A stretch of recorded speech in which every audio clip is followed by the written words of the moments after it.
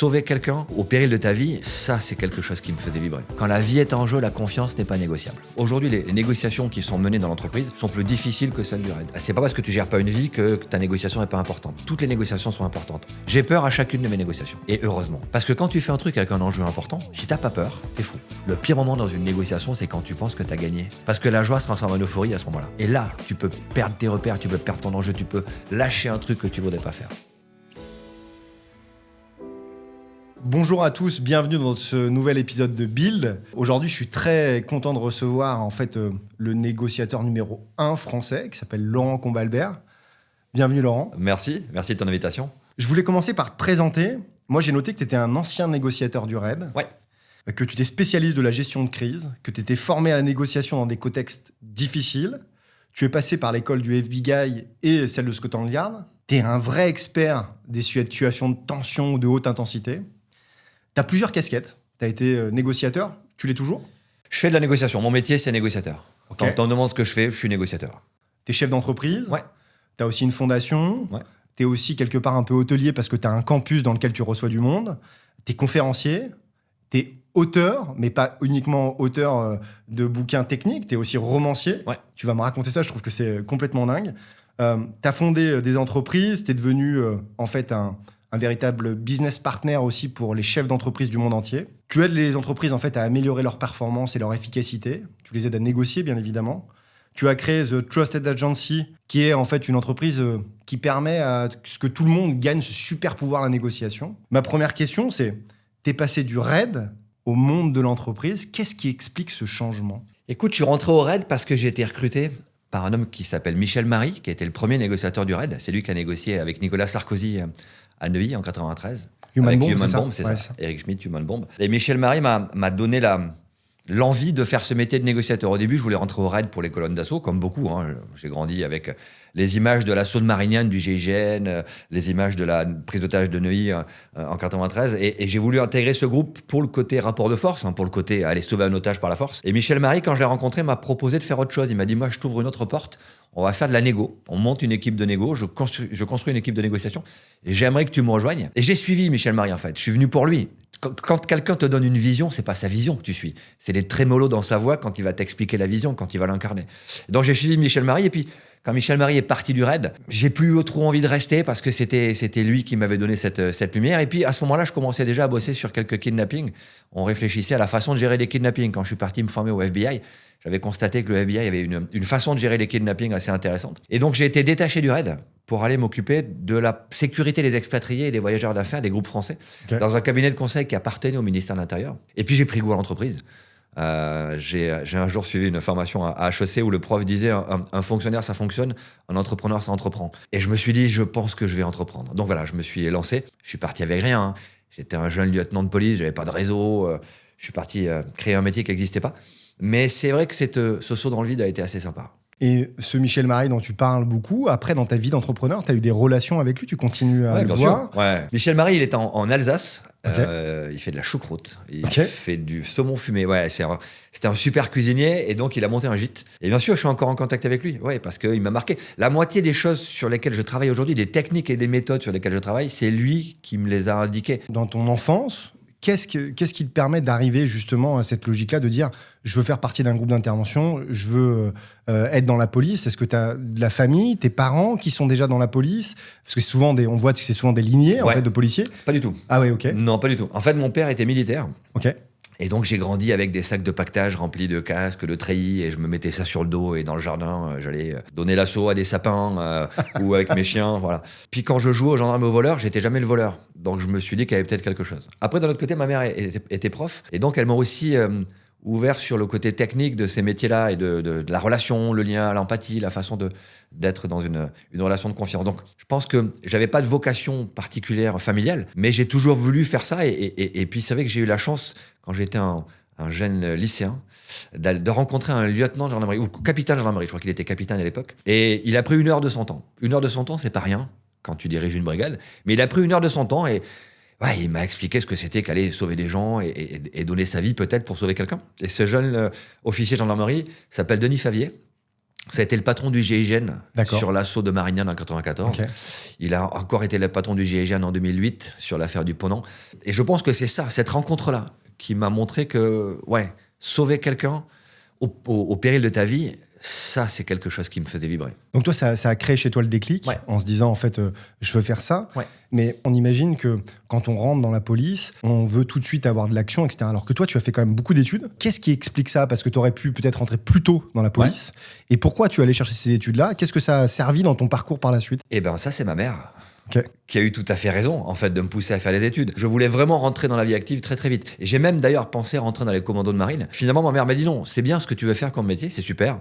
Fais ce que tu veux, mais fais-le bien. Et va jusqu'au bout. J'aimerais que tu fasses quand même des études, que tu ailles un petit peu t'ouvrir à certaines choses. Et j'ai fait des études de droit. Et donc, je pense que c'est elle aussi qui m'a motivé à aller assez loin dans les études, à construire mon mode de fonctionnement intellectuel. Et je la remercie aujourd'hui parce que je pense que j'aurais pas fait ce que j'ai fait ensuite si j'avais pas déjà eu cette base intellectuelle. Ça, c'est très intéressant ce que tu dis. Je m'arrête 2 secondes là-dessus parce que on voit effectivement les équipes d'intervention. Alors peut-être que c'est moi, encore une fois, qui ai un prisme et qui le voit peut-être différemment. C'est des équipes qui s'entraînent beaucoup. D'ailleurs, qui s'améliorent en s'entraînant, donc en pratiquant. Et j'ai l'impression que ton parcours à toi, en fait, il est fait d'apprentissage et qu'en fait, tu n'as pas arrêté d'apprendre et qu'aujourd'hui, d'ailleurs, tu transmets, tu apprends aux autres et qu'en fait, tout ton parcours, il est lié à l'apprentissage. Je voudrais que tu me parles de ça, de cette logique d'apprentissage. Je sais que tu as fait une formation au FBI.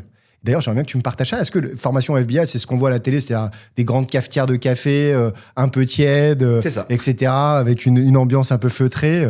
Qu'est-ce qu'on apprend au FBI et qu'est-ce qui te fait que, en fait, tu as eu besoin d'aller là-bas et pourquoi c'est eux qui sont les meilleurs dans ces domaines-là? L'apprentissage, j'ai eu la chance, encore une fois, d'avoir des parents qui m'ont appris plein de choses et qui étaient dans la transmission. Après, tu sais, quand tu vis dans un petit village au pied des Pyrénées, tous les gens se connaissent.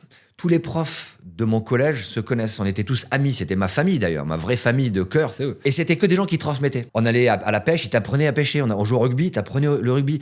En fait, la transmission du savoir, c'était une évidence. Donc pour moi, ça a fait quelque chose qui était sûr. Quand tu fais quelque chose, apprends, transmets. Un de mes instituteurs, qui s'appelle Michel Cotin, me disait « Quand tu sais, c'est facile ». Et il a tellement raison. Donc apprends et tu verras, ce sera facile. Ensuite, le FBI... J'ai eu la chance de rencontrer Gary Nossner. Gary Nossner, c'est le fondateur de l'équipe de négociation du FBI. Et j'ai eu la chance de le rencontrer en 99 à Paris. Il est venu visiter Paris avec sa fille. Et Michel Marie l'avait rencontré. Michel Marie a fait la formation du FBI avec Gary. Et j'ai bien accroché avec Gary. En fait, il me l'a dit après, il m'a dit « Je t'ai repéré. J'ai eu le sentiment qu'il y avait un truc à faire avec toi. En plus, je parlais anglais, ce qui était quand même un avantage. Et donc, il m'a lancé un défi. Il m'a dit « Je t'invite au FBI. Tu dois juste convaincre le legal attaché, donc le représentant du FBI à l'ambassade des États-Unis à Paris. » Le gars s'appelait Enrique Guimenti. Ma mère est prof d'espagnol, donc j'avais une petite capacité à parler espagnol. Et donc, je suis allé voir Enrique Guimenti. Je me rappelle, c'était un jeudi à 14h. Je sonne, je vais le voir, je dis voilà, je suis officier au RAID, j'aimerais faire le stage du FBI. Gary Nossner est prêt à m'accueillir, mais il faut que j'arrive à vous convaincre. Donc, qu'est-ce qu'il faut que je fasse? Le gars rigole, il me dit attendez, c'est pas comme ça que ça marche, je peux pas vous faire inviter. Si vous venez, vous prenez une place à un agent. Gary voulait me faire le vrai stage de négociateur du FBI, et celui des agents. Et donc, il me dit ça va être compliqué, je pourrais pas vous donner une suite favorable.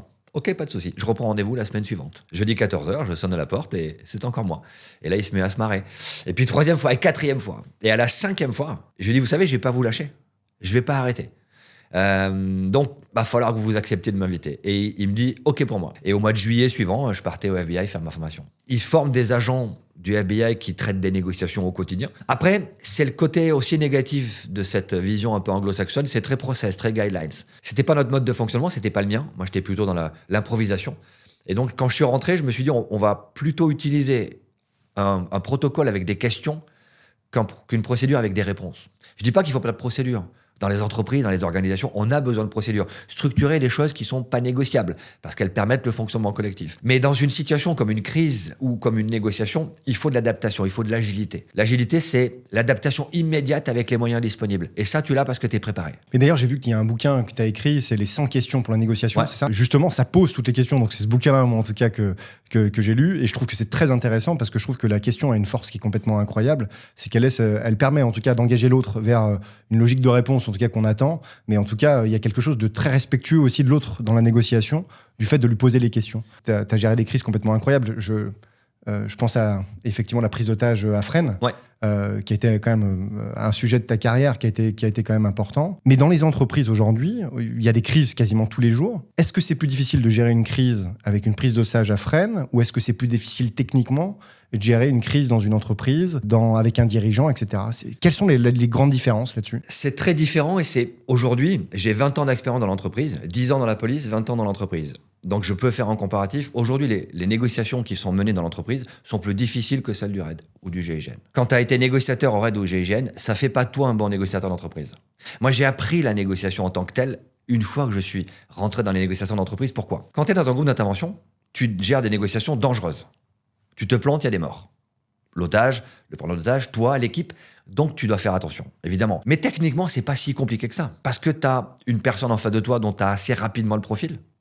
Terroriste, criminel, débordement émotionnel, psychopathologie. Tu as un rapport de force qui est colossal. Tu as une colonne d'assaut derrière la porte.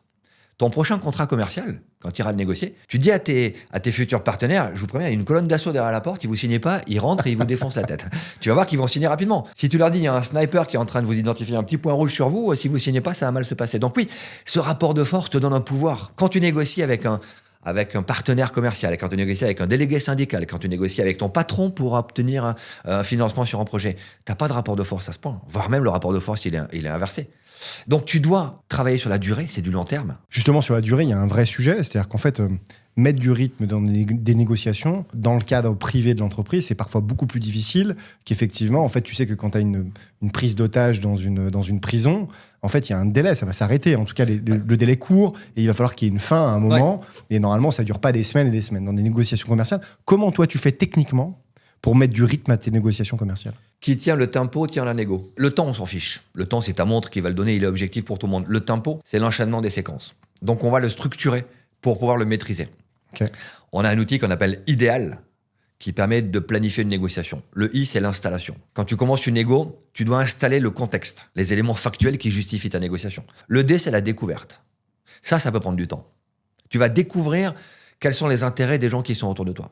Tu vas faire des hypothèses. Tu vas essayer de voir s'il y a un objectif commun partagé avec eux. Est-ce qu'on va construire ensemble quelque chose? Ce que tu appelles l'OCP, que j'ai vu beaucoup. Ouais, c'est ça. Genre, je rebats les oreilles de mes équipes avec l'OCP. C'est l'objectif commun partagé. Ce qu'on crée ensemble avec l'autre, ce qu'on va réussir ensemble avec l'autre. Ensuite, tu as le E, c'est les échanges. Là, c'est le jeu des échanges entre les contreparties et les concessions. Et là, tu vas commencer à faire du donnant-donnant. Je te donne ça si tu me donnes ça, et pas tellement de temps. Et voilà. Donc, on va globaliser les échanges, on va faire du point par point. Ensuite, c'est l'accord. L'accord, c'est on arrête la solution. Et on valorise l'accord. On explique aux parties prenantes pourquoi cet accord il est vachement bien pour eux. Parce qu'elles vont devoir l'expliquer à leur propre camp. Et ensuite, c'est le long terme. On va expliquer pourquoi finalement cette négociation, on l'a réussi parce qu'on a été éthique, parce qu'on s'est écouté, parce qu'on n'a pas essayé de s'écraser. Je pense que cette confiance que tu crées dans le L de idéal, dans la vision long terme, elle est fondamentale. Une négociation, c'est pas one shot. Une négociation, c'est dans la durée. Parce que dans ton métier, en tout cas, il y a une forme de confiance qui est obligatoire. C'est-à-dire qu'on va te confier à toi. Quand tu étais au RAID, c'est la vie des otages. Quand tu es en négociation, justement, sur une prise d'otage privée, c'est en fait la vie de quelqu'un. Et dans une négociation commerciale, c'est un gros contrat pour l'entreprise, etc. Donc, il y a une forme de confiance qui est associée à ça. Comment tu construis la confiance avec les gens avec qui tu travailles? Ça, c'est le premier point. Et comment tu construis la confiance avec les gens avec qui tu vas négocier? Alors, c'est vrai que cette confiance, elle est clé. La confiance avec les gens qui nous sollicitent, nos clients, elle se fait souvent parce qu'on assiste généralement des gens qu'on a formés avant. On peut assister des gens qui débarquent comme ça parce qu'ils sont envoyés par quelqu'un, et c'est toujours plus compliqué, on n'a pas exactement les mêmes outils, donc il faut un peu de temps d'appropriation, puis ils ne nous connaissent pas. Une entreprise qu'on a formée, on a la chance d'avoir des contrats récurrents avec beaucoup de grands groupes, donc on a des gens qu'on voit régulièrement, on connaît aussi la structuration de l'entreprise. La confiance, elle est là initialement. Donc quand on est sollicité pour assister à une grosse négociation sociale, une NAO ou un accord commercial, on a déjà ce lien avec l'entreprise. Ils nous connaissent, on les connaît, ils connaissent la méthode, ils l'ont souvent utilisée, et donc ils voient que ça marche. Donc ça, c'est pas le truc le plus compliqué. Ce qui est le plus compliqué, c'est de créer la confiance avec la partie adverse, sachant que généralement, sur ces négociations-là, nous, on négocie pas. Je suis pas légitime pour venir négocier avec tes représentants du personnel ou avec tes partenaires commerciaux. Donc, on doit donner confiance aux négociateurs qu'on accompagne de l'entreprise pour que eux créent ce lien avec leur partie adverse. Donc, on essaie d'expliquer aux gens qu'on assiste comment eux vont créer cette confiance. Nous, on n'est pas impliqués. Ce qui nous donne une force, parce que n'étant pas impliqués, on a une vision plus large et on n'a pas d'enjeu personnel. Mais ce qui nous donne une faiblesse, on n'est pas au contact direct et il y a plein de trucs qu'on pourrait avoir envie de faire mais qu'on ne peut pas faire parce que c'est eux qui sont en contact. Et Laurent, tu as peur d'échouer quand tu as des sujets comme ça à fort enjeu, toi, c'est ton quotidien, en fait, d'être dans des situations de crise. Mais pour les gens que tu accompagnes, des fois même pour les entreprises, un contrat, c'est quasiment vital. Ouais. Ça peut être parfois vital. Ma question, c'est comment on gère ses peurs? Comment on fait, même s'il y a des techniques de son alimentation, de sa façon dont on vit, pour en fait faire diminuer ce volume de peur, pour arriver à négocier dans de bonnes conditions? Ta question sur l'enjeu, c'est intéressant. Pour une entreprise, un contrat commercial, ça peut être perçu comme un enjeu encore plus fort qu'une vie. On n'accompagne pas que des grands groupes, on accompagne aussi des PME, on accompagne aussi des ETI qui gèrent des contrats à 200 000 euros, 300 000 euros. Mais pour eux, c'est fondamental parce que tu plantes ça, tu mets tout le monde à la porte. Donc il faut être très humble par rapport à ça. C'est pas parce que tu gères pas une vie que ta négociation n'est pas importante. Toutes les négociations sont importantes. Ensuite, l'enjeu, il est ce que tu en fais. Moi, j'ai vu des chefs d'entreprise plus stressés sur une négociation commerciale que je pourrais l'être sur un kidnapping. Et ça, c'est très important de considérer que c'est leur perception qui va compter.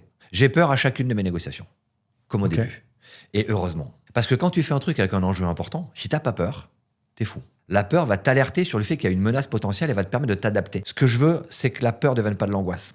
Toutes nos émotions primaires sont légitimes. La peur, la colère, la tristesse, la surprise.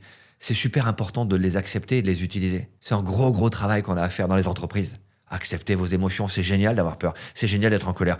Sauf que la colère ne doit pas se transformer en agressivité. La peur ne se transforme pas en angoisse. La joie ne se transforme pas en euphorie. Le patron des négociateurs de Scotland Yard à l'époque, Philip Williams, m'avait dit « Le pire moment dans une négociation, c'est quand tu penses que tu as gagné. » Parce que la joie se transforme en euphorie à ce moment-là. Et là, tu peux perdre tes repères, tu peux perdre ton enjeu, tu peux lâcher un truc que tu ne voudrais pas faire. Et tu parles de la peur, entre la peur et l'angoisse. Ouais. En fait, on bascule d'un côté ou de Ouais. l'autre. Qu'est-ce qui fait qu'on bascule pas vers l'angoisse? Alors, j'ai bien compris quelle était ta méthode par rapport à ça. Mais ça, quand on est face à quelqu'un avec qui on négocie, on n'a peut-être pas le temps immédiat, en tout cas, de le faire. C'est-à-dire qu'en fait, la peur, elle peut monter. Tu vas le sentir. Ouais. Et puis, c'est normal. Comment on fait pour pas basculer à l'angoisse, vers l'angoisse? Quand tu sais que c'est normal d'avoir peur, normalement, tu peux arriver à éviter de déraper. Alors attention, il y a des sujets qui peuvent aussi te faire déraper, même quand tu sais que ton émotion monte, tu ne te contrôles pas. Moi, il y a un truc qui me met dans le rouge, c'est quand des enfants sont impliqués. Parce que je suis papa, parce que quand les enfants sont victimes, tu vois, ça nous arrive d'accompagner quelques négociations de particuliers, notamment sur des kidnappings intrafamiliaux. Je prends pas ces dossiers. Mais voilà, je sais quels sont mes triggers, quels sont mes déclencheurs émotionnels qui peuvent me mettre dans le rouge. Après, le reste, quand tu fais un métier où tu gères de la pression, où tu gères du risque, c'est normal d'avoir peur et ça fait partie du jeu. On parle souvent de courage. Si t'as pas peur, t'es pas courageux. Le courage, c'est la peur de se planter et l'audace de le faire quand même. Donc, s'il n'y a pas la peur dans l'équation, il n'y a pas le courage dans la solution. Et ma deuxième question, c'était en fait ces émotions, pour qu'elles aient moins d'impact et qu'elles vivent moins aussi à l'intérieur de nous. Est-ce que toi, tu as des règles de vie pour être dans des meilleures positions, en tout cas physiques, psychologiques, pour intervenir? La condition physique, c'est important parce que si tu es fatigué physiquement, ta capacité cognitive n'est plus disponible comme elle pourrait. Bien sûr, l'entraînement physique, le sport, la nutrition font partie de la formation de base d'un négociateur. La façon de respirer peut te permettre de te redonner de l'énergie ou au contraire, peut te permettre de t'apaiser et redescendre en pression. Donc, je mange pas de sucre. On en parlait tout à l'heure. C'est du poison. Je suis désolé pour ceux qui produisent du sucre, mais le sucre, c'est pas bon. Parce que ça te crée un pic glycémique instantané et tu as ensuite une descente qui fait que tu vas en reprendre derrière. Enfin, c'est comme de la drogue. Donc, je mange pas de sucre. Je mange très peu de produits transformés. Je fais très attention à mon sommeil. Je monitore mes nuits. J'ai une appli qui me permet de savoir si mon sommeil est efficace, quel est mon sommeil profond. Je maîtrise mes cycles de sommeil. Je fais de la méditation. Je fais du yoga. Je me suis mis au yoga. Ma mère fait du yoga. Ma mère a 80 ans. Tu me disais que tu te levais très tôt. Ouais. Ça, c'est ton rythme. Ouais, je me lève très tôt le matin. Je suis du matin. Okay. Vraiment, je produis très très bien le matin. Jusqu'à 8h30, 9h, je peux intellectuellement produire très très vite. Donc je me lève très tôt, vers 3h du matin, c'est mon heure de réveil. Mon épouse est comme moi, sinon tu peux pas, c'est pas viable. Donc ouais, j'essaie d'avoir une routine qui me permet de rentabiliser mon temps, de produire. Tu vois, j'écris des bouquins, je les écris le matin. Et j'ai vu que tu étais aussi romancier. Comment on passe du fait d'écrire des bouquins techniques sur la négociation, sur le fait d'être romancier, et en plus de ça, premier roman que tu sors, en fait, t'es acclamé par la critique, tu reçois un prix. J'ai un prix, ouais. C'est assez fou, moi je trouve. Comment on fait ça? Transmettre, pour moi, c'est vraiment important. À l'âge que j'ai aujourd'hui, j'espère ne plus avoir grand-chose à prouver sur mes compétences dans mon métier, mais maintenant, ce que je veux prouver, c'est qu'on peut transmettre ce qu'on a appris. Et donc, le bouquin, pour ça, c'est génial. Ensuite, j'ai un super éditeur, des super éditeurs. Et j'avoue que quand tu as un bon éditeur, tu as envie de produire avec eux parce qu'ils te font confiance. Le roman policier, en fait, je suis rentré d'une mission un jour. J'avais négocié avec un vrai dingue. Et j'étais assis à côté de Stéphanie, mon épouse, qui dirige les opérations de l'agence. Et elle me dit, mais t'imagines si ce gars-là avait rencontré celui avec lequel on a négocié il y a 2 ans? Pareil, un autre bien dingo, bien frappé. On s'est dit, mais c'est vrai que ce serait dingue. Si les deux se rencontrent, ils vont nous faire un truc de fou. Donc j'ai écrit, on avait 12 heures de vol pour rentrer. Ok. J'ai écrit un chapitre où ils se rencontrent. Et ils montent un projet criminel. Donc la démarche intellectuelle du roman était assez dingue. Et comme tu l'as dit, on a eu la chance d'avoir le prix 100% Polar sur le premier roman qui sort. Et donc je me suis piqué au jeu et là je viens de finir d'écrire le 4e. C'est assez jouissif d'écrire un roman policier. Mais c'est les seuls romans où à 2h du matin ou 1h du matin je me réveille, je me dis putain il faut qu'il fasse ça. Et donc je me lève et je commence à écrire. Je reviens Laurent sur la négociation. Est-ce qu'il y a un deal où tu t'es dit putain là ouais vraiment c'est extrêmement difficile?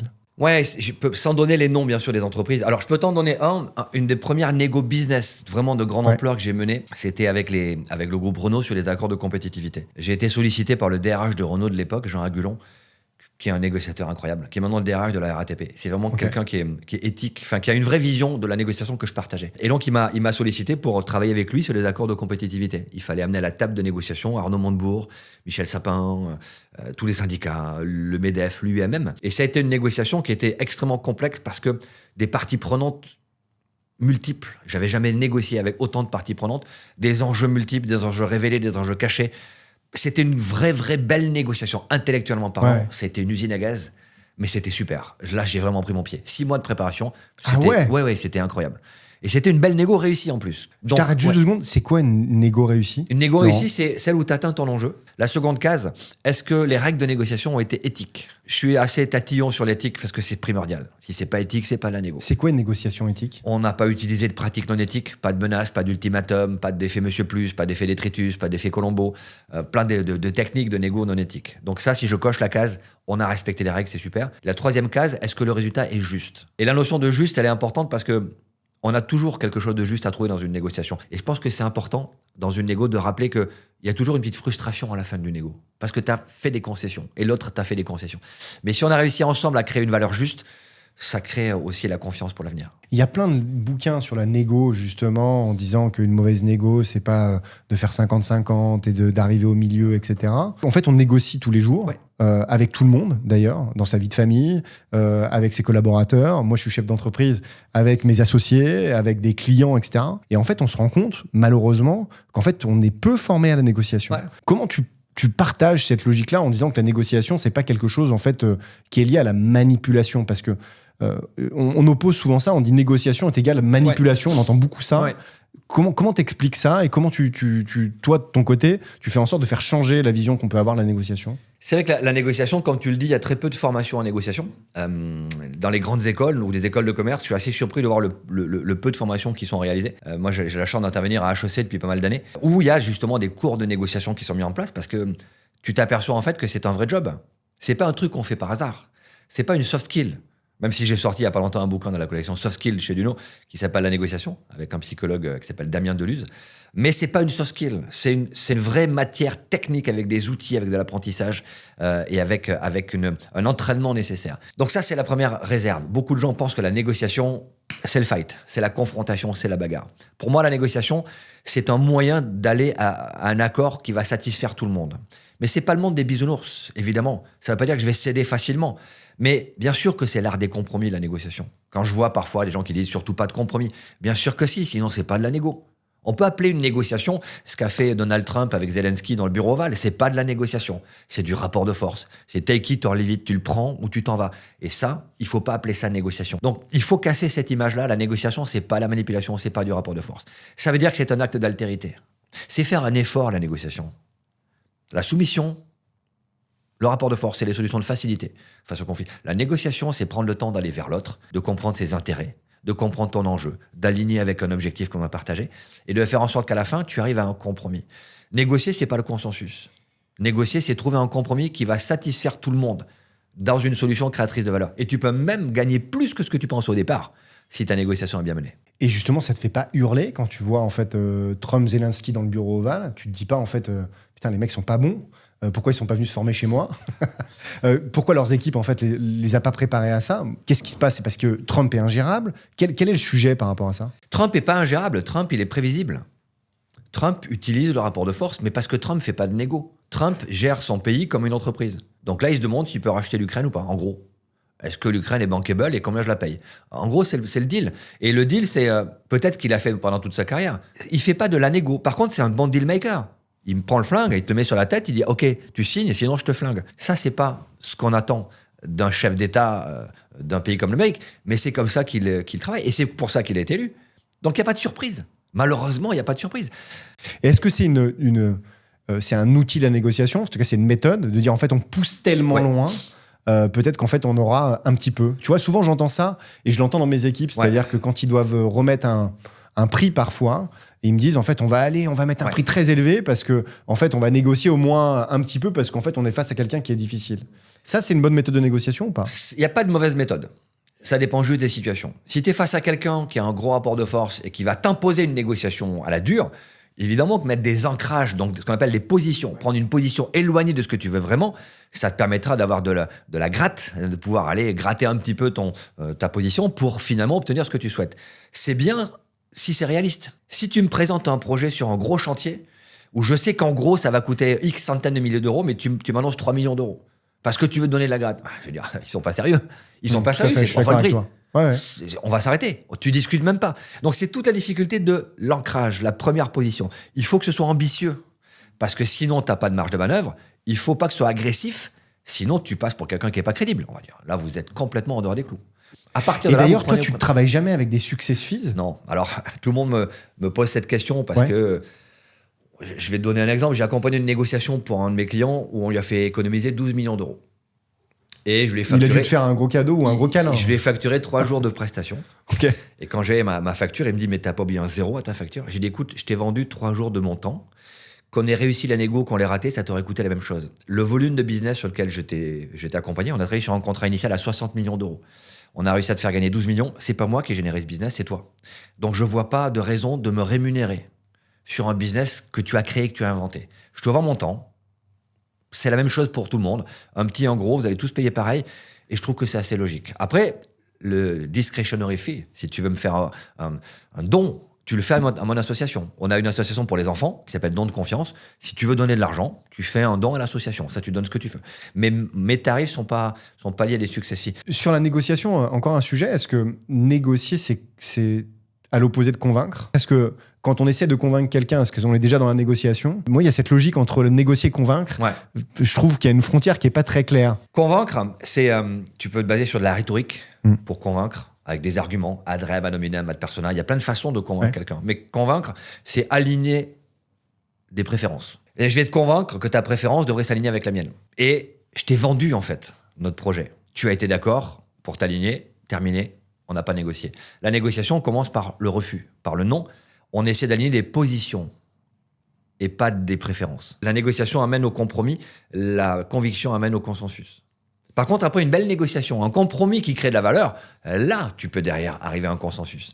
Parce que dans convaincre, tu en parlais tout à l'heure, en fait, il n'y a pas forcément une logique long-termiste là-dessus. Parce qu'on peut convaincre sur un sujet très spot là, et en fait, au final, après, on revient à une situation d'avant, on réfléchit, on se dit non, mais en fait, je me suis fait convaincre, c'était pas forcément la bonne décision, etc. Dans la relation médecin-patient, les médecins nous disent il faut que j'arrive à convaincre mon patient de prendre un traitement qui sera utile pour lui. Ça veut dire que les médecins, ils ont besoin de convaincre leurs patients de prendre un traitement. Bien sûr. Il y a un phénomène qu'on appelle la non-observance ou la mal-observance des patients qui ne prennent pas le traitement. Parce qu'ils ont peur, parce qu'ils n'y croient pas, parce qu'ils ont l'impression qu'il y a autre chose qui est plus efficace. Ils ont trouvé sur Internet qu'en mangeant 3 plantes, un cas, tu vas être sauvé. Il y a une étude qui a été faite en 2015 par le LEM, qui est l'organisation des laboratoires pharmaceutiques, qui explique que le coût de la non-observance en France, c'est entre 7 et 9 milliards d'euros. Des patients qui guérissent pas, des patients qui guérissent mal, des médicaments qui sont pas utilisés, donc c'est colossal. Et les médecins, souvent, nous sollicitent via des laboratoires. On monte des programmes de formation pour apprendre aux médecins, non pas à convaincre un patient, on leur apprend à négocier avec le patient. Tu n'as pas le droit d'imposer à un patient, ce qui est logique, il faut qu'il y ait un consentement éclairé, et donc tu dois induire le changement chez lui s'il te dit non. Il faut que le patient soit clairement engagé dans l'idée que changer sa vision de son traitement va l'aider à guérir sa pathologie et peut-être à sauver sa vie. On n'imaginerait pas qu'en fait, tu accompagnes des médecins à négocier avec leurs patients pour qu'ils prennent leur traitement. Donc ça veut dire qu'en fait, la négociation, c'est bien ce qu'on disait tout à l'heure, elle est partout, tout le temps. Tu n'as jamais écrit ce bouquin, mais la négociation pour les nuls, moi, c'est quelque chose qui m'intéresse quand même d'avoir les quelques clés que tu pourrais nous partager. C'est-à-dire qu'en fait, quelles sont déjà les principales erreurs que tu vois qui sont quasiment toujours les mêmes dans les négociations? L'erreur que je vois le plus souvent, c'est le manque de préparation. Une bonne négo, c'est 80% de préparation et 20% d'agilité, d'improvisation. Donc on y va, on n'est pas bien préparé. Quand j'arrive sur une négo en assistance parce que ça tourne mal, et que je demande à l'équipe que j'accompagne quel est votre enjeu et qu'on ne sait pas comment répondre, c'est un problème. Quand je leur demande quel est votre mandat et que je ne vois pas un mandat écrit, structuré, avec des sujets de négo, des points d'entrée, des points de rupture, c'est qu'il y a un problème. Donc ça, c'est la première erreur. On y va et on commence à réfléchir une fois qu'on est au contact. C'est trop tard. Ensuite, c'est le décideur impliqué trop tôt dans l'entreprise. Alors attends, ça c'est super intéressant. Pas. Qu'est-ce que ça veut dire ça? Le décideur doit garder du recul. Et le négociateur, lui, gère la conduite de la relation. Et on essaie de séparer les deux. Je dis pas que c'est facile. Hein. Il y a des organisations où c'est pas possible de séparer les deux parce qu'il n'y a pas assez de monde. Mais c'est vraiment quelque chose que je pousse. Le décideur ne doit pas aller à la négociation au contact tout de suite. Et le négociateur n'a pas la capacité de prise de décision ultime, pour plein de raisons. Si on va négocier tous les deux, tu sais que je suis le décideur de ma boîte, qu'est-ce que tu attends? Tu n'attends pas une négociation, tu attends une décision. Tu sais que je peux dire oui ou non. Si tu as le droit de parler directement au décideur, c'est que la négociation, elle est importante, puisque je suis venu discuter directement avec toi. Donc, tu es fondé à demander plus. Je perds ma vision stratégique parce que je suis impliqué dans la relation avec toi. J'ai plus la capacité de vision globale de ce qui se passe. Bien sûr. Je discrédite mes négociateurs parce que si c'est moi qui viens discuter, pourquoi tu parles avec mes commerciaux, mes négociateurs, puisque je viens de prendre leur place. Donc il y a plein de raisons qui expliquent qu'on sépare les deux. Et la troisième erreur, c'est l'ego. Tu laisses ton ego prendre la main. Un bon négo n'a pas d'ego. L'ego est un super outil de confiance, d'engagement.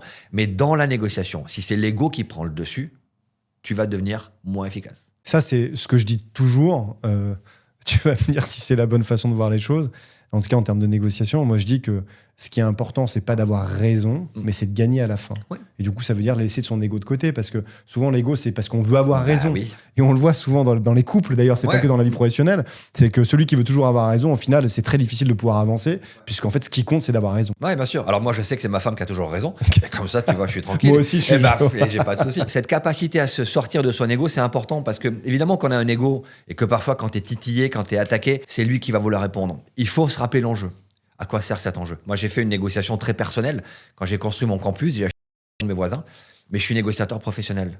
Je négocie avec mon voisin qui n'y connaît rien. Et donc, j'ai fait une proposition de prix qu'il n'a pas acceptée. Et je suis rentré en disant, je ne céderai jamais. Et ma femme m'a dit, quel est l'enjeu de cette négociation? C'est un projet de vie. Hein. C'est installer un campus à la campagne, changer de vie. Est-ce que ça vaut ce petit pinaillage que tu es en train de faire? Et je lui ai dit, excuse-moi, bien sûr, tu as raison. Et je suis reparti négocier. Pourquoi est-ce que j'ai réagi comme ça? Je suis négociateur professionnel, c'est mon métier de faire ça. Et je fais une erreur de débutant parce que mon ego est impliqué. Tu viens de nous partager le fait que dans ta vie quotidienne, en fait, tu négocies. T'es systématiquement dans une posture de négociation. Je trouve que c'est très intéressant ce que tu nous partages là. C'est-à-dire qu'effectivement, quand t'es pas sur le même rapport de compréhension des sujets, en fait, que t'aies la possibilité de te remettre en question en disant, en fait, moi, j'ai un rapport de force déjà avec la personne avec qui j'ai négocié parce que moi, je sais faire. Ouais. Donc, du coup, peut-être que je vais m'y prendre différemment. Et en fait, quels sont les enjeux qu'on peut partager? Ouais. Comment on fait pour construire une équipe de négociateurs? Comment tu fais pour travailler, toi, avec une équipe sur des sujets qui sont aussi importants? C'est vrai que les premières équipes que j'ai recrutées, quand j'ai commencé à constituer mon réseau, ça fait un moment que j'ai lancé ça.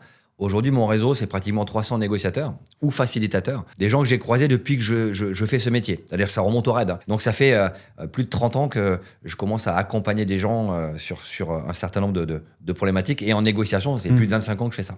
J'essaie de recruter des gens en qui j'ai confiance. Donc, j'ai commencé à recruter des gens qui venaient de mon réseau. Et puis, petit à petit, on s'est mis aussi à recruter des gens qui venaient de l'entreprise.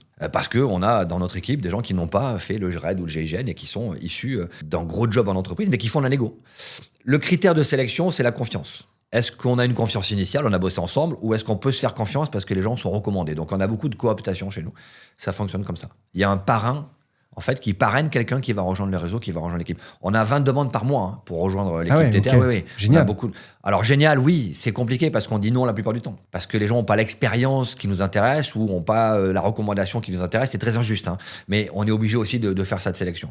Donc, quand il y a un parrain chez nous, le parrain est responsable de la personne qui le parraine tout au long de sa carrière. Et puis ensuite, on prend des gens curieux, des gens humbles. On a la chance d'avoir dans l'équipe des gens qui n'ont rien à prouver, qui ont déjà tout prouvé professionnellement.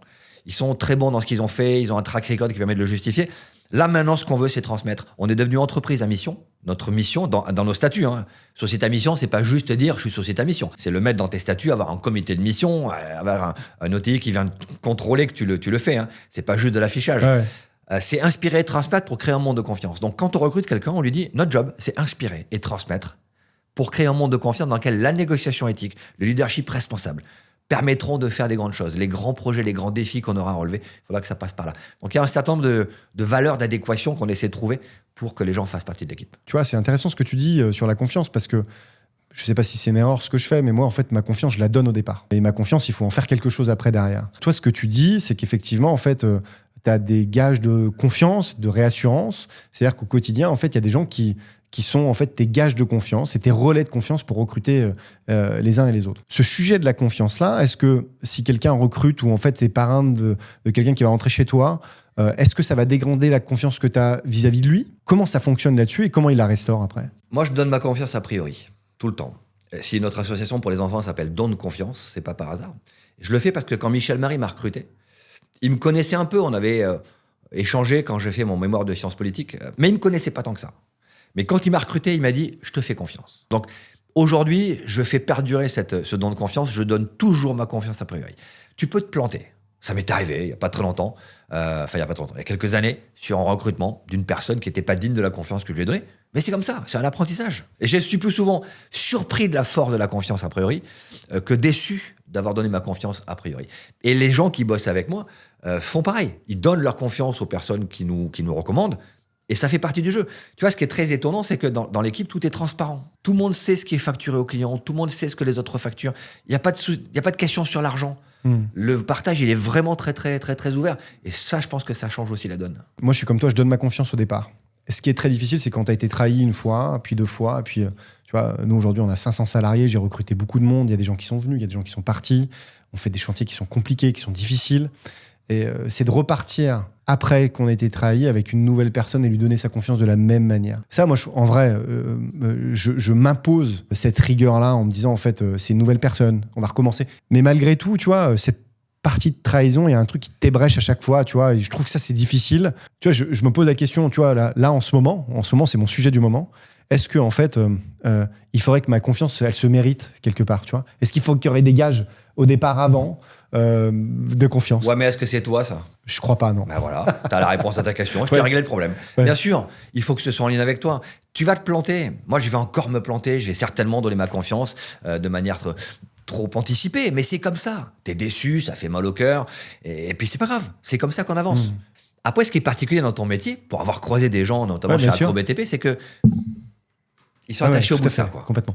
C'est-à-dire que le gars qui est au bout de ça, là, celui qui est en haut et celui qui est en bas, il faut qu'il se fasse confiance. C'est pas négociable. Ouais, complètement. Et je dis une phrase à mes équipes très souvent, notamment quand on partait sur des kidnappings, mais maintenant je la répète également sur d'autres négociations. Quand la vie est en jeu, la confiance n'est pas négociable. Tu parlais de tes équipes et ton mode de recrutement. Ce que j'ai entendu, c'est qu'aussi, tu recrutais des gens qui ont de l'expérience, plus que des personnes, en fait, qui ont l'état d'esprit d'être négociateurs. C'est-à-dire que la négociation, pour être un bon négociateur et faire partie de tes équipes, ça veut dire qu'il faut déjà avoir un background important de négociation. Ouais. C'est ça. Pourquoi je te pose cette question-là? Parce que quand on prend des gens qui sont immédiatement opérationnels, parfois, ils ne sont pas forcément très raccords avec tes valeurs. Ouais. Et je sais que pour toi, dans ton entreprise, les valeurs sont importantes. Tu en parlais tout à l'heure, que tu es une entreprise à mission. Et quand on recrute des gens qui ont de l'expérience, ils sont passés par des entreprises parfois qui ne défendent pas les mêmes valeurs que toi, absolument. Le fait d'embaucher des gens avec de l'expérience, c'est-à-dire qu'il faut qu'ils collent à tes valeurs aussi. Ça fait en fait une double difficulté. Ah oui, c'est la double tâche. La cooptation fait partie justement de cette garantie que si je parraine quelqu'un, c'est qu'il partage nos valeurs. Et là, je me suis jamais trompé. La négociation, c'est un métier de pratique. Je m'en fous de savoir s'ils sont diplômés en négociation. Je veux juste qu'ils aient pratiqué. Parce que quand tu pratiques la négociation, tu deviens humble. Il n'y a pas de champion du monde dans la négociation. Un des pires trucs qui me soit arrivé, c'est d'avoir été cité par la presse anglo-saxonne comme parmi les meilleurs négociateurs du monde. C'est un des pires trucs, pourquoi? C'est quand la série Ransom est sortie, une série qui raconte mon histoire.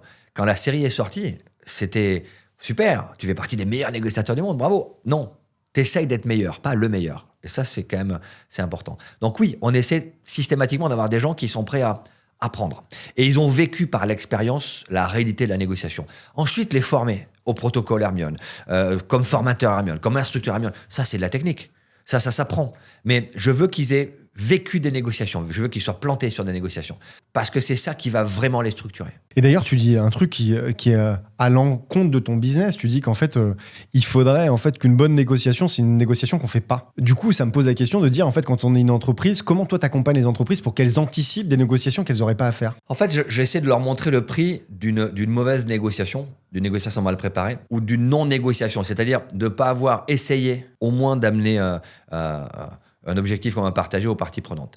Donc c'est vrai que l'idéal, ce serait qu'on arrive à traiter les conflits avant qu'ils n'émergent. Malheureusement, c'est pas forcément créateur de valeur. Et je dois même te dire que je pense que le conflit, ça crée de la valeur ajoutée. Quand les gens sont pas d'accord et qu'ils te le disent, et qu'ils sont dans l'envie de discuter avec toi et de construire avec toi, c'est super important, même en management d'équipe. Dire à nos équipes, dites-moi si vous n'êtes pas d'accord, parce que c'est ça qui va permettre qu'on fasse évoluer nos idées, ça a du sens. Donc oui, moi je rêverais que tout le monde soit formé à la négociation. Parce que négocier avec quelqu'un qui sait pas négocier, c'est comme jouer au tennis avec quelqu'un qui ne sait pas jouer au tennis. Ouais, c'est compliqué. Tu vas passer ton temps à ramasser les balles dans le filet ou dans le grillage derrière toi. Donc oui, je pense que la négo, ça devrait être systématiquement appris comme un outil de prévention des confrontations.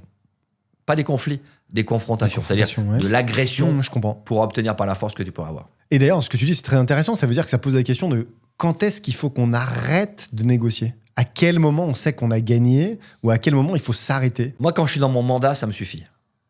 Ça peut paraître surprenant d'un négociateur qui te dit ça, mais si tu veux gratter tout le temps un peu plus, on appelle ça l'effet Monsieur Plus. Tu as obtenu ce qui était important, allez, je vais chercher un peu plus. Allez, je vais gratter un peu. Là, c'est ton ego qui revient.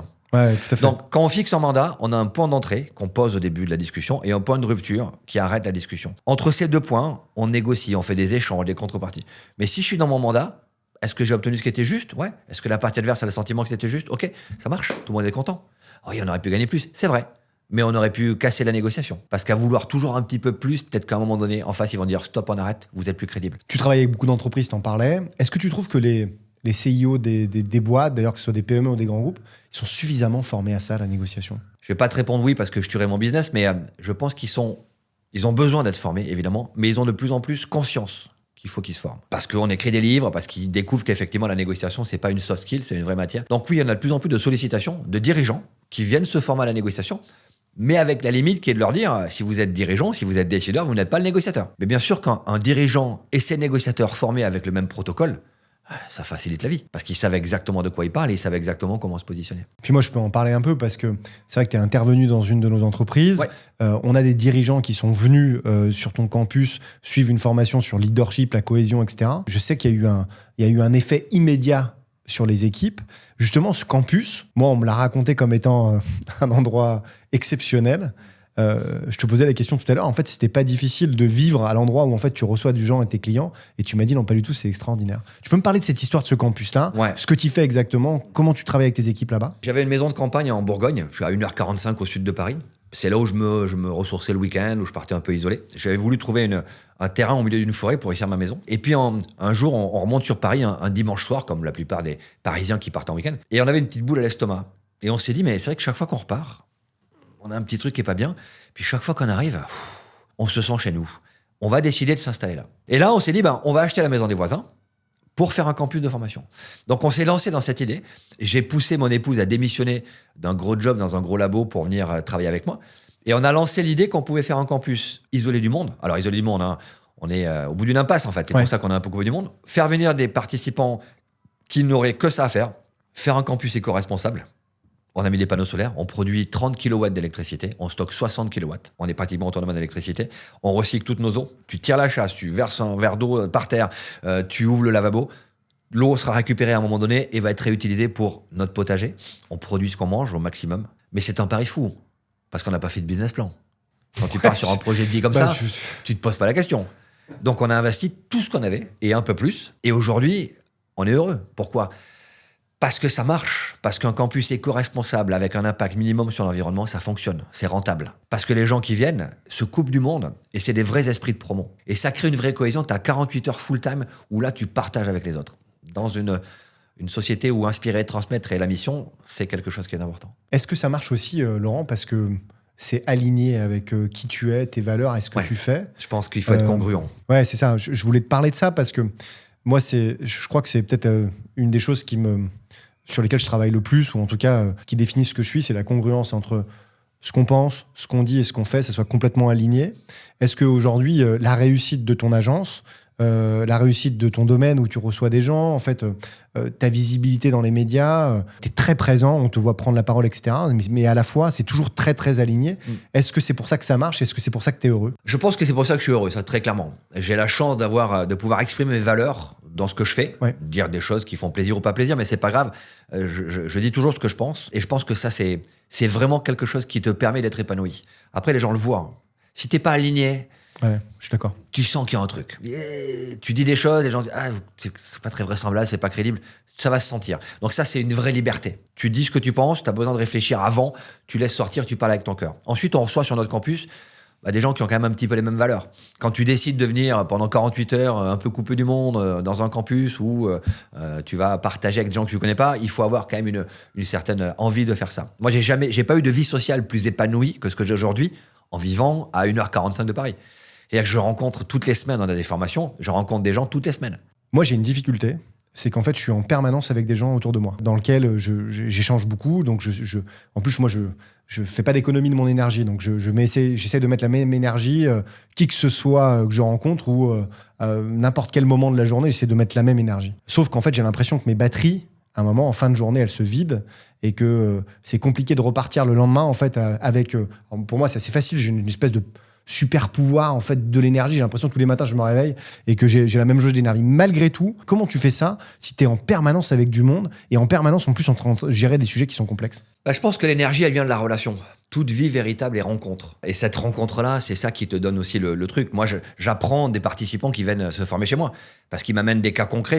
Je me dis, mince, tiens, comment on pourrait faire ça? Et ça, c'est super intéressant. Donc, on se remet en question avec les gens qu'on rencontre. Après, quand je passe la clôture qui sépare le reste du campus et de ma maison, à ce moment-là, clac, quand j'entends d'ailleurs, tu vois, le bruit métallique de la clôture qui se ferme, pour moi, c'est OK, là, je suis chez moi, les gens viennent pas, rentrent pas sur cette zone-là.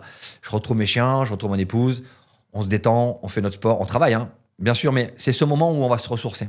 Donc, c'est pas forcément un moment où je m'isole complètement, mais c'est le moment où je suis capable de me sortir du vibrion de l'activité. Je me suis interrogé, tu vois, sur ton métier et sur l'intelligence artificielle. Parce que je me suis dit, aujourd'hui, si on mettait dans le chat GPT, en fait, tous les éléments d'une négociation, est-ce que, quelque part, c'est la fin du métier de négociateur? Parce qu'en fait, on aurait une intelligence artificielle qui va décrypter tous les sujets qui sont... liés à la négociation. Est-ce qu'aujourd'hui, c'est quelque chose que tu intègres dans tes métiers? Est-ce que c'est quelque chose qui va remplacer les négociateurs? Est-ce que ça va être une aide à la négociation? Comment tu vois ce changement majeur dans les pratiques? C'est déjà une aide à la négociation. Ok. Aujourd'hui, quand tu prends ChatGPT, si tu mets les bonnes données, il te donne un résultat très efficace. Par contre, il ne choisit pas entre les options. Et ça, c'est le travail du négociateur et du décideur. Donc aujourd'hui, bien sûr qu'on réfléchit à ça. Moi, j'ai un projet, j'ai une réflexion actuellement de monter une IA. Okay. J'ai fait ma 3000e négociation fin 2024. J'ai 2500 débriefings de négociation. Dès qu'on fait une assistance qui peut durer 3 minutes au téléphone, on fait un débriefing technique, mais structuré. Okay. Aujourd'hui, si je mets ça dans une IA, elle me donne un résultat efficace à 99%. Sauf qu'elle ne sait pas choisir entre les 3 options possibles laquelle sera la plus utile pour mon client ou laquelle mon client va retenir. Donc oui, bien sûr que ça existe déjà. Il ne faut pas mettre ça de côté. Mes enfants promptent de manière hyper efficace. Ouais. Ça veut dire que demain, ils travailleront essentiellement avec ça. Et c'est comme ça. On doit l'accepter. Je ne dis pas que c'est une bonne chose parce que peut-être qu'ils sauront moins bien réfléchir. Mais bien sûr que ça fait partie du jeu. Donc oui, l'IA fait partie du jeu, mais elle ne remplacera pas les négociateurs. Parce qu'il y a une grosse part d'intuition. Il y a une grosse part de relation, d'empathie. Et aujourd'hui, même si ChatGPT peut te faire un listing des choses les plus empathiques à dire à quelqu'un, il ne sera pas capable de les dire, ce que toi, tu vas pouvoir faire. Donc oui, je crois que l'IA va nous aider à devenir meilleur négociateur. Je suis vraiment accro. Ma prochaine idée de dingue, elle est vraiment là, à faire un vrai Jarvis. Okay. Tu vois ? Allô Jarvis, est-ce que tu peux me donner ces éléments ? Je suis sûr que ça va marcher. Mais ça ne remplacera pas les négociateurs. Mais oui, c'est un super outil. Il faut l'utiliser. C'est là et ça fonctionne, bien sûr. Et ça, c'est très intéressant ce que tu dis. C'est-à-dire, tu es à ta 3000e négociation. Ça veut dire que si à chaque fois tu processes ton débriefing, tout le temps. Ça veut dire qu'en fait, tu as des données complètement dingues sur en fait, ce qui a marché dans telle situation, avec tel type de profil, etc. Et ça, c'est quand même une mine d'or, en fait, aujourd'hui, ces données-là, qui sont difficilement exploitables si on le fait à l'ancienne. C'est-à-dire, on reprend ces 3000... tu peux pas, ta charge cognitive est incapable de le faire. Très, très compliqué. Et ça, pour le coup, la gestion des données, l'intelligence artificielle est très opérationnelle là-dessus. Elle te fait de la statistique hyper fine. Mais, encore une fois, ce qui compte, c'est les données que tu vas intégrer, la façon dont tu vas les intégrer dans le système. Après, le risque, c'est le prisme. C'est-à-dire que j'ai ma vision de la négociation. J'en ai 3000, mais c'est ma vision. Elle est forcément biaisée. Bien sûr. J'ai des biais perceptifs, des biais cognitifs qui vont orienter la façon dont j'ai rempli mon questionnaire. Non, l'idée, c'est comment tu l'ouvres au monde entier. Mais j'ai une idée. Laurent, j'ai une dernière question à te poser. Ça donne l'impression que pendant toute ta carrière, tu as continué à progresser. On voit qu'en fait, il y a des sujets que tu as abordés. On voit que la négociation, c'est un fil rouge dans ta carrière. Est-ce que tu dirais que la négociation, aujourd'hui, c'est ton super pouvoir? Et comment tu peux aider les gens à découvrir quels sont leurs super pouvoirs et comment ils peuvent l'améliorer? Je pense que c'est un super pouvoir. Tu me disais, tu n'as pas voulu être négociateur au début, c'est vrai. Quand j'étais étudiant, j'étais pion dans un lycée difficile. Et en fait, je me suis aperçu que je négociais tout le temps. Tu es obligé de négocier, tu ne peux pas imposer par la force. Donc, je faisais déjà un peu de négociation. Je pense que c'est un super pouvoir. Mon kiff demain, ce serait de l'ouvrir à tout le monde. Pas qu'aux négociateurs d'entreprise qui viennent se former, c'est que tout le monde ait des bases de négociation. Je pense qu'on peut régler beaucoup de conflits, beaucoup de situations difficiles parce qu'on est capable de négocier et de se mettre dans cette altérité à l'autre, de se mettre en correspondance. On est dans un monde de plus en plus polarisé. Si t'es pas pour moi, t'es contre moi. Je pense qu'il faut casser ça très très vite parce que sinon ça va faire un monde qui sera pas super. Moi, ce que je veux, c'est faire un monde sympa pour mes enfants et mes petits-enfants. Merci Laurent. Merci à tous de nous avoir suivis pour cet épisode de Build. Pour nous aider, toujours pareil, là, le bandeau s'affiche, vous mettez un like, vous partagez à des gens autour de vous l'épisode, vous vous abonnez à la chaîne. Merci beaucoup, à très vite. Merci Laurent. Merci à toi.